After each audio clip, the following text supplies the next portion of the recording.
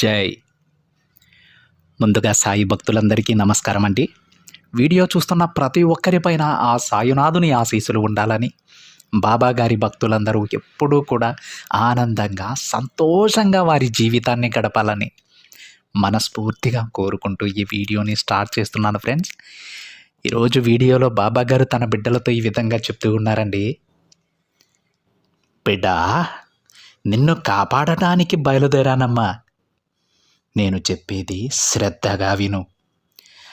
నన్ను ఆహ్వానించడానికి సిద్ధంగా ఉండు తల్లి అని బాబాగారు అంటూ ఉన్నారండి. అయితే ఈరోజు బాబాగారు తన బిడ్డల కోసం బయలుదేరానని చెబుతూ ఉన్నారు.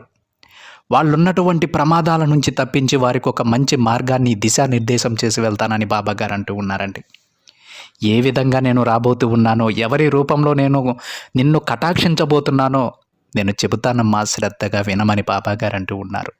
బాబాగారిని ఏ విధంగా గుర్తించాలో, బాబాగారి మాటలను ఏ విధంగా అర్థం చేసుకోవాలో, ఆ తండ్రి చూపినటువంటి మార్గంలో ఏ విధంగా నడవాలో ఈ సందేశం గనక పూర్తిగా వింటే మనకే అర్థమైపోతుందండి.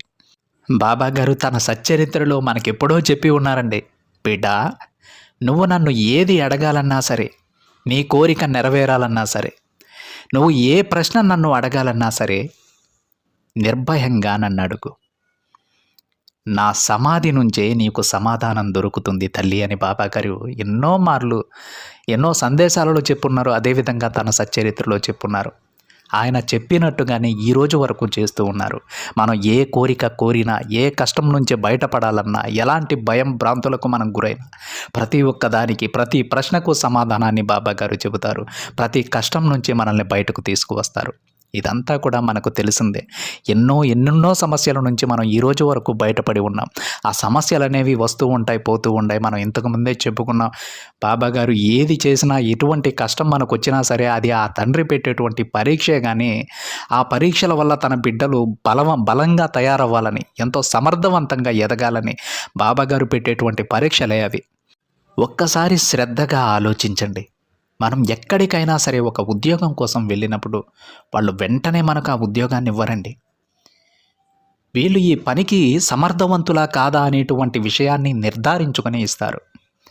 అది ఎలా నిర్ధారించుకుంటారంటే ఈ పరీక్షల ద్వారానే నిర్ధారించుకుంటారు.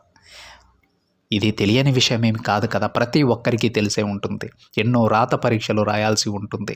ఎక్కువ జాబ్ అయితే క్యాడర్ పెరిగే కొంది కూడా ఒక ఉన్నతమైన స్థితికి వెళ్ళాలంటే దానికి తగ్గటువంటి కఠినమైన పరీక్షలను వాళ్ళు కండక్ట్ చేస్తూ ఉంటారు. అదేవిధంగా ఇంటర్వ్యూలు ఉంటాయి.